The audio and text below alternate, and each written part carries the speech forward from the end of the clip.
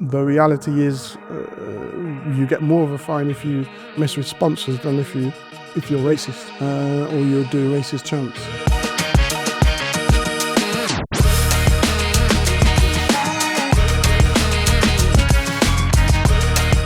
Emile, thanks so much for being here, for chatting to us. Let's chat about your football safety app. You've been incredibly vocal about wanting to stamp out racism. You've voiced concerns about your sons following in your footsteps. Let's talk about what they've faced as young players. Have they faced the kind of abuse that you were worried from the outset about them facing? Face to face, probably not. I'm surprised if they wouldn't have faced something. By the way, the football safety app is not just about racism, it's about all forms of abuse, homophobic, everything. So we want to have football to be a safe place for everyone to go and to everyone to enjoy. We've grown up with football, especially in the UK, that it is for everyone. We make friends. I still have some friends. I bump into people, and you get to a certain age and you bump into people. Yeah, I played against you when you was playing for Rugby and Groovy.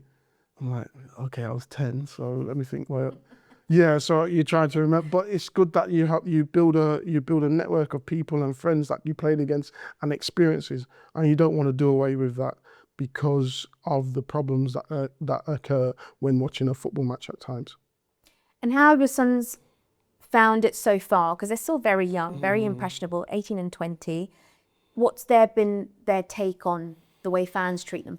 At the minute, it's been good. I've got a reasonable name within football, so they're just curious to see how my sons will do, and I think it's been fine so far. But again, you're on social media, you never know what, and there are some hurtful people on social media who can throw whatever accusations or anything at you. And one thing you got to remember with social media and mobile phones now, never turn off. So it's 24/7 for them. But one's at Sheffield Wednesday, they're not doing so great. And the other one's at Man City playing under 21s. And they're both enjoying their football journey.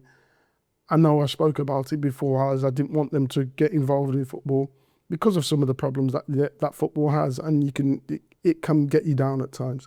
But it's not my career, it's their career. So I'm enjoying watching them, and I'm watching them grow as people.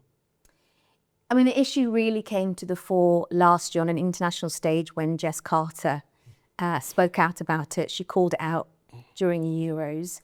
Do you think the FA have done enough to protect its players, especially the women's team coming up? It's a difficult one for the FA as well, because again, this is a whole football pyramid that they've got to try and help and give a platform for solutions and to try and eradicate it. Women's football is blossoming really well. I've obviously worked within it from 2020, sorry, and watched how it's grown, how the professionalism has just gone as blossomed, where players are looking fantastic and they've got a certain foundation now. But then you put them into an atmosphere where their social media grows. So they've now suddenly they're not going from a stadium of 500, probably less than that, 100 people. They're now going to a stadium of 20,000 plus 1 million followers. So people having contact with them on a regular basis.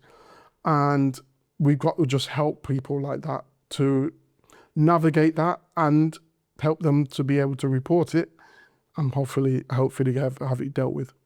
So, you mentioned help there. What would be your message to the FA boss, Mark Bellingham, around this issue kind of going forward? Because it's only going to get stronger, both with the women's side, judging from their performances. What would be your message to the boss? My message is make sure there's actually places where they can have a safe place to report, a safe place to talk about it as well, and a safe place where it's actually being dealt with. If we go back to, I can't remember the year, I played Croatia, a whole stadium doing monkey chant. We hope that we're not going back to that, because that's not a place where anyone wants to be. And especially coming so far forward, and I've got kids playing. I never thought that we'd be in the same space talking about this. And this is the problem. We've got to really nail it, because we don't want to go another 10, 15, 20 years where I've got grandkids, great grandkids, and they're still talking about that same issue. We want to eradicate it. Well, what does nailing it look like? Prosecution, that's a key thing. And then probably looking at grassroots and trying to get it from a younger age, of an understanding of what it is that we're having to deal with. You mentioned grassroots there, and obviously there is that side that we get and we see from the fans and the experience that players like yourself have had to face. But there's also controversy at the top. I mean, one of the biggest headlines of this year so far has been Sir Jim Ratcliffe's controversial comments around immigration. I mean, what was going through your mind when you saw those comments come out in the papers? Strange, having been born from immigrants. Contributed. My mum and dad came here when they were 10. And it's an interesting one for my mum and dad, because they were, one's from Antigua, one's from Barbuda, and they met in Leicester, so they never would have met. But Leicester's given them that platform to come together, and we were born and we contributed. Immigration is important. The right immigration is important to every nation. We've seen it up and down all over the world. Countries trying to get more people to come to them. And yeah, I just found it a bit weird, because obviously that wasn't the conversation to be had in that interview, but it suddenly came out. So I found it a little bit weird that he's succumbed to that. Do you feel that type of rhetoric makes players and football overall feel less inclusive? He's obviously apologised for what he has said, but do you think that sort of general rhetoric makes it? No, not really, because again, if you go to Leicester, I've been to Man United. I think Man United have the Sikh council. Yeah. You see them right near the, giving me abuse right near the, fun abuse, right near the dugout. So it is inclusive. I didn't realise there was a Leicester Liverpool supporters club in Leicester, not far from where I lived, until I moved to Liverpool. So it is inclusive in that sense. But do you think sort of hearing it from the top, you know, from the big boss, would make players or fans feel like, hang on a sec, that's not my club? Again, no, yes and no. No, because the fans, it's their club, and they need to take it back. And this is where I was talking about having a stand. My friends shouldn't not want to come to a football game because of what's happened and because of the abuse or because of the problems they have at a game. They should. It's our game. We all love it. We all sit there and watch it, whether it be at home, whether it be we get a chance to go to a stadium, and I would say everyone, if they get a chance to go to the stadium, go to the stadium to witness the atmosphere, etc. Because it's nothing. It's like no other.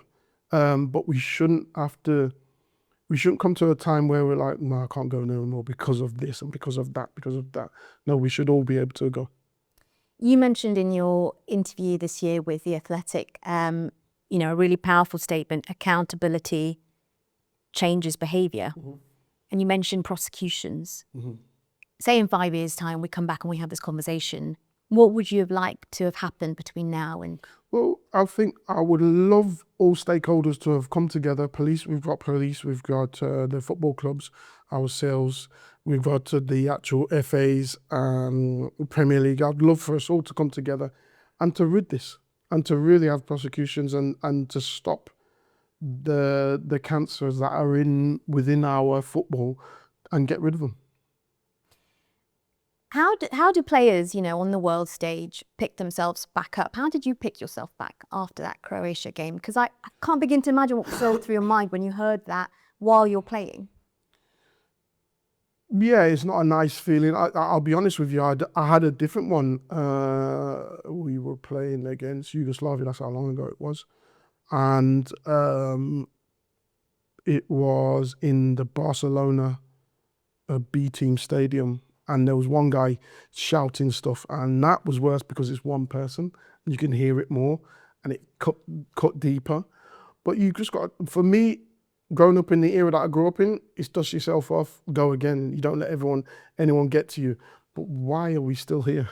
Where we're saying dust ourselves off, dust ourselves. I don't want my kids to dust themselves. I want them to go and my kids to enjoy and other kids to enjoy the game.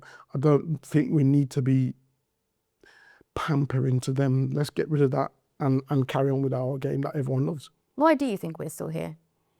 First and foremost, do we know how to deal with it? Do we? Probably not. We haven't shown that we know how to deal with it. The reality is, you get more of a fine if you mess with sponsors than if you deal with, if you're racist, or you're doing racist chants. You get more of a fine if you mess with someone's sponsors than that, and that just shows where we are at the minute. But we want to change that around. It feels like a hard ship to turn around. Just one step at a time, though, isn't it? The World Cup's around the corner. Mm-hmm. Predictions for England? I would love for us to win that. Again, we're great fans, aren't we? We believe we should win everything that we go into. That's a good thing. It's a good. No, it is. Good But place to be. but the pressure that comes with that as well. Not only us as fans feeling the pressure, that imagine what the players are feeling. I think Gareth done a great job in the last few tournaments of lowering that pressure and letting us as fans feel part of what they have in the camp. I think he done brilliant on that. It's got to be tough in America because of the weather, I believe. If you look at the weather, it's going to be very hot and humid. Some will be in that altitude as well. So that's going to be tough. How long do we have to acclimatise, etc. After a long season? This Premier League season is tough at the minute. Who's going to win it? And the pressures that come with that. Are you ready for another 6 weeks of solid pressure as well? How do you compare Thomas Tuchel to Gareth Southgate? I would say Tuchel's probably structurally and tactically a little bit more astute, probably a little bit further down the line. But you have that with experience, don't you? And Gareth didn't have that full experience of a Premier League or Bundesliga or of full management for a long time. But you got to take your hat off to what he actually achieved with the group of players that he achieved it with, and getting the maximum out of them. One, and as well having them feel like they're all as one. Do you have a preference between the two? No. No. No. Just win. I think everyone would agree with you on that. At the time of Thomas Tuchel's appointment, there was obviously a lot of discussion around homegrown talent. What's your views on that? Do you think we are failing to promote British talent coming up through the ranks? And it's tough for coaches, especially homegrown coaches, to get on that ladder, because there's so much money within the Premier League now. Forget about homegrown. You got 10 games or whoever you are before you get sacked. West Brom sacked after the lad sacked after 8 games. So it's getting harder and harder for homegrown, local, to get on that ladder now. And there's no stability in it anymore anyway, so it's getting tough. What do you make of Serena Wiegman being touted as the next men's coach? You know what? It's only a matter of time before a female coach comes into the males game, and don't get me wrong, it's tough. As in, like what I've just said, you've got 10 games and you've got to do well, or you've gone. So it really doesn't matter who's in there. It's very, very tough. But it's only a matter of time. If you look at what she's done with the national teams, obviously started with Holland, and then moving on to England and winning stuff, finals. There's a big expectation from us as fans watching that, but she's producing year in, game in, game out, year in, year out. And you can see the level of the players have stepped up as well. And even just the actual fight that the players have for her and the hunger that they want to be involved in this has been exceptional. Did you have a favourite lioness during the Euros? Rousseau is my favourite. Yeah? Yeah, being a forward and seeing everything that she's doing and not necessarily getting the rewards all the time. She's scoring goals, but not all the time. But the hard work that she's doing, running the channels, taking kicks, holding the ball up, etc. It's been fantastic. Now, you mentioned Southgate and what he did for the team. And one thing he's been quite candid about post, England, his time as England manager, is the lack of role models for young players. I mean, from what you've seen, your sons are navigating the game at a young stage. I mean, do you think there's some truth to that? Is there a lack of role models for young players? Role models within the actual game? Or even in general, just kind of keeping players anchored and grounded and... Well, that's family, isn't it? That's family. You can't blame that on the players, can they? The role models within the actual football, my role models within football was John Barnes. Liverpool, love Liverpool, love actually watching him play, pretending to be left-footed because he's a left-footed player. That's my role model. Role model was Linford Christie, always wanted to be a sprinter. So they're the sort You always wanted to be a sprinter. I wanted to. Did you? I loved athletics more than football. 100 or 200? I was 100. Really? But I never got to 100 because I did it so young, 60 and 80 meters. And then started to play football, and it's like, I've got to go and train here, I've got to do this, you don't have enough time. How did you choose football then? Football was, I got scouted by Leicester playing for school in Leicester, Linden Primary School. I got scouted, then went to, it's an academy, but it was called Centre of Excellence then. Where you just have loads of kids just playing and they pick the best and blah, blah, blah. Just whittle it down. And then stayed from there. I got scouted at 9. What was the dream at that point when you were 9? Was it to become the Emile Heskey that we see now? No, just to enjoy. I was just a kid enjoying playing football, making new friends. From the interviews that I've watched, you always seem to have this ability to just shrug off criticism. You never seem to wear it too heavily. But what was the sort of inner working for you to get to that point? Because I imagine it's incredibly hard, because regardless of whether you're enjoying something, the pressure is still there. Do you know the fascinating thing is, with criticism, you never get criticised if you're, how can I say, you do get criticised if you're doing something badly, but you're in the position to be criticised because you're at the top. For me, it was about doing what the manager and my teammates need me to do. And as long as I did that and they were happy with that and then they loved all that, everyone else is just noise. But that took a while to understand that. And understand that as well, criticism doesn't mean someone hates you. And when you're younger, it's like, everyone hates you, they criticize you. No, it doesn't mean anything like that. Most criticism from Capello, he always picked me because he knew I had to do what he wanted me to do. I think there's a story, I feel, earlier on in your career where you perhaps hadn't performed or done what was expected of you on the pitch, and you shed some tears on the side of the pitch. Is that right? Have I got that right? Probably. How did you, because when you were a young player, anybody at the start of their career, how did you navigate that kind of balance of being sensitive to what you were expected to do, that pressure, but at the same time having enough resilience to keep going? What was the... You got no choice. You either give up or you continue to go. Why didn't you give up? No, I'm not one that does that. I don't think my parents had come over here for any of us to give up on anything. Fought for what they had to fight for. Struggled within the society that was there at that time for me to give up, or any of us to give up.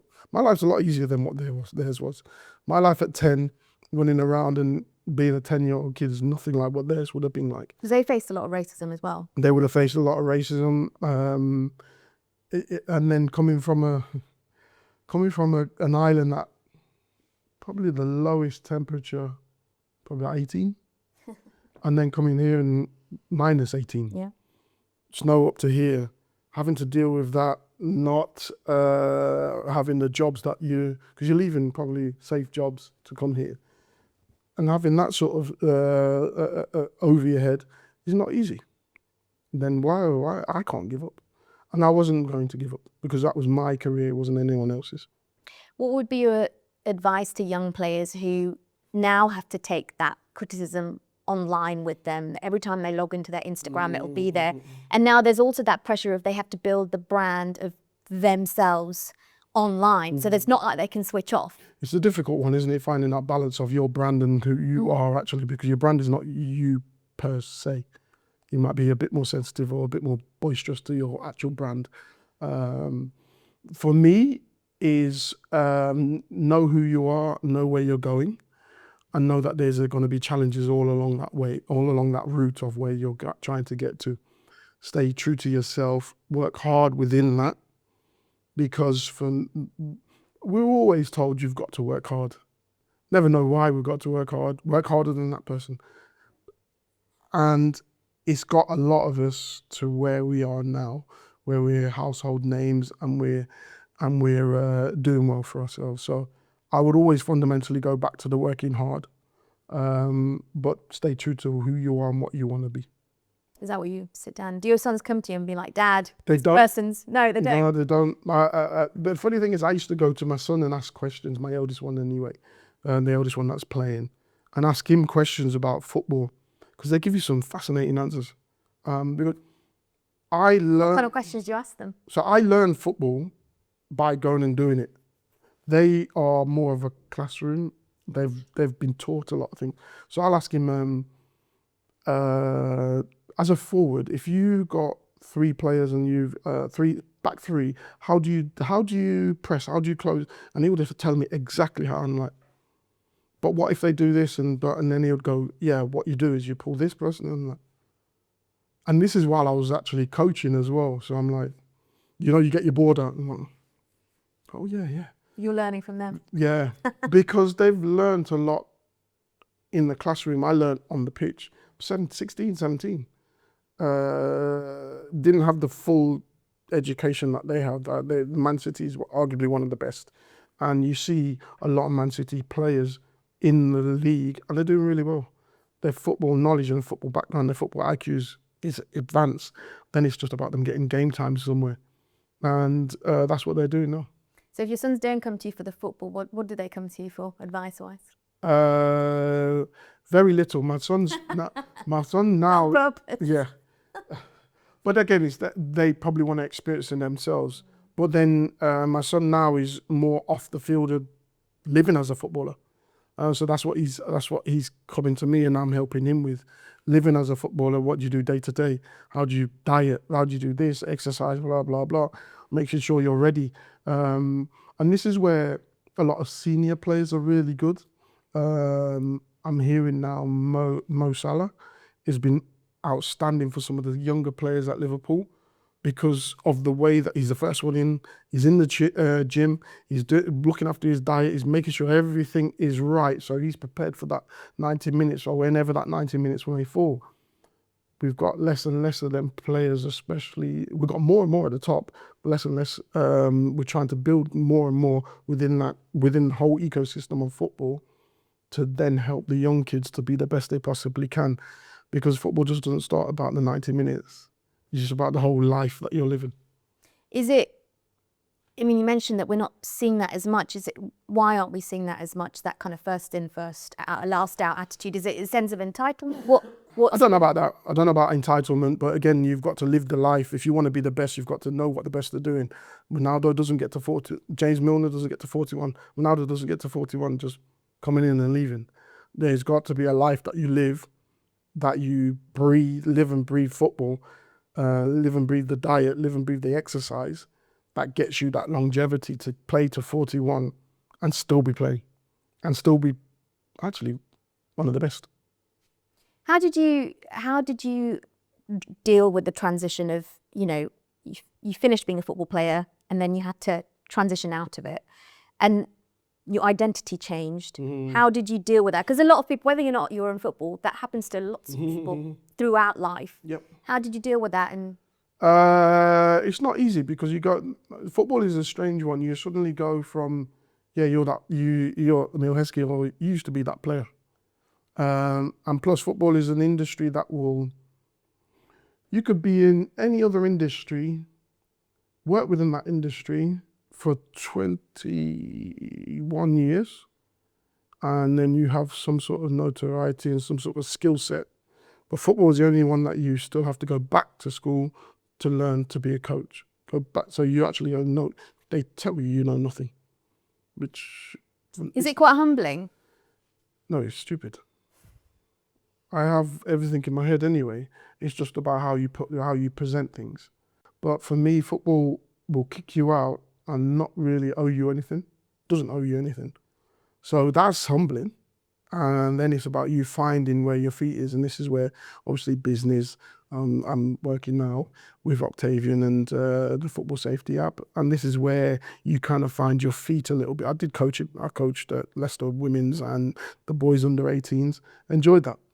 But now I'm finding my feet within this. What would be your advice to someone who might be going through that in life? You know, they were one thing and now have to pivot. Stay strong. Stay strong. Know where you're going and know what your end game, you want your end game to be. Like I said, I went into coaching, didn't know if it was me or not. I actually enjoyed it because I was back on the pitch, and that was my place. They call it your safe haven, don't they? That you go on there and it's just, yeah, everything just goes away.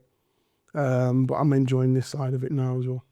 One thing that sort of gave me a peek into maybe something that keeps you going is what you have on your Instagram. So in your bio, you have Proverbs 24. Okay. Is that a verse from the Bible? Yeah, go on. So I looked it up, and it starts with something like the righteous man might fall down 7 times, but he gets up. I mean, what's that all about? Look, within life will kick you down. My parents came here, like I said, when they were 10. I'm sure life wouldn't have been the same as back there. There's people say some interesting things within that and saying, I've come from somewhere to another place to go on holiday back where I've come from, which doesn't really make sense. No, it makes sense to me. Yeah. You can go back with greater, let's say, spending capacity. They say that. Yeah. But yeah. But if you look at what my family had to go through, my dad's come over, my mum's come over, my grandparents, starting from my grandparents coming over. Now they've had to work and get knocked down, get knocked back from going into housing, get knocked back from there, but still we rise again. And for me, coming through the Leicester City ranks, going to Liverpool, arguably the best on the planet, then having to reassert myself again and build myself back up, playing in 2 World Cups, 2 Euros. But you'll always, within that, you have ups and downs. You'll go up and everything, best thing for sliced bread. Then you'll be down, you'll be low, but you have to pick yourself back up. And within that, you find your own character, you find your own peace, you find your own self. And like I said, you should never let anything just keep you down. And what's the most surprising thing you've learned about yourself so far? I can keep going. Yeah. I can keep going. It will surprise everyone the amount of resilience everyone has to go through something, get knocked down, but to rise again with a smile and understanding of what you've just been through. Looking back, is there anything you would have done differently, navigated in a different way? For me, no. If anything, I left Liverpool, talk about football career, I left Liverpool, went to Birmingham, but within that, before I left, I was speaking to Milan, AC Milan. That never materialised. The following season, that following season's Champions League final was Liverpool versus AC Milan. What's one thing you would want people to take away from your life? That humility and persistence will always keep you going and get you to the top. I like that. Print it on a shirt. Go Right, some quick fire questions to end. on. In your opinion, who's the greatest footballer of all time? See, that's a tough one. Just one. Do you know what? I'm going to go Ronaldo, R9, Brazilian Ronaldo. The funny thing is, my favourite player is him and Romario. And there's this rivalry between them two because they both went to PSV, I believe. And I think Ronaldo just beat Romario on goals for that. But I think for the way that he played the game, etc., I think Ronaldo for me. I remember him sort of dancing with the ball on the pitch. Yeah. What's been your weirdest fan encounter so far? Have you had a weird fan encounter? No. They've all been normal? Yeah. Really? Yeah. Even online? I not really go online fully like that. Okay. So I think we should get you to run all social media accounts. How have you not had a weird fan encounter in your career? No. Have you had a good fan encounter, like a really... Yeah, I've had some good ones. I met a lady at an event that we're doing with the national team. I think it was at a game or something like that. It was in the Bobby Moore suite. And I was just talking to, I'll go around there talking. I was working for the FA, going around talking to all these different tables. And this lady came up to me and at the time she was going through a lot. I think one of her parents had died or passed away. And she had been diagnosed with cancer. And I was at Fulham, I think, Fulham away. And I pinpointed her out, said hello to her, just talking to her. I can't remember this, by the way. But spoke to her, said hello to her. And that moment of me just giving her a little bit of time just perked her up, and she said that she then felt so much better after that. Yeah, wow. So yeah, just you never know what someone's going through at the time, No. so you've just got to be nice. Yeah, you And just never know the battles people are facing. Yeah. I think it's people are going through battles of every single day. Every single day, yeah. From traffic to who knows what. Brilliant. And lastly, what's next for Emile Heskey? Not running for Prime Minister or anything No, thank you. soon? No, thank you. Would you? Are you into politics? No. No? No. Not even to solve our immigration No. conversations? No, that's not for me. That's not for me. I leave that for the people who are in the know. What will we see next from you? Pushing more of the football safety app and trying to stay within football in that sense of trying to eradicate things that I've seen over my career that I feel are not great within our game. Emile, it's been a pleasure chatting to you. Thank you so much. Thank you very much. Thank you.